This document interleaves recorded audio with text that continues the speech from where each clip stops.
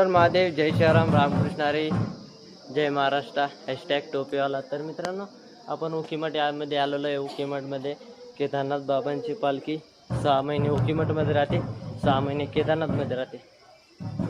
तर आता 23 तारखेला पालखी खाली येणार आहे. खाली आल्यानंतर उखीमठमध्ये या ठिकाणी ह्या मंदिरामध्ये 6 महिने राहते पालखी, आणि त्याच्यानंतर 6 महिन्याच्या नंतर पुन्हा एकदा केदारनाथमध्ये 6 महिने राहते.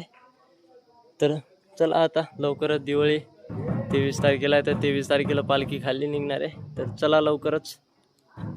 आणि या ठिकाणी पंचकेदार ते 5 शिवलिंग आहेत, तर ते पण आपण दर्शन केलेलं आहे. या ठिकाणी भैरव महाराजांचं मंदिर आहे, तर या ठिकाणी पण आपण दर्शन केलेलं आहे. तुम्ही पण करू शकता.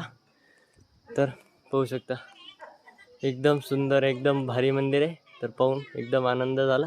तर चला, राम राम.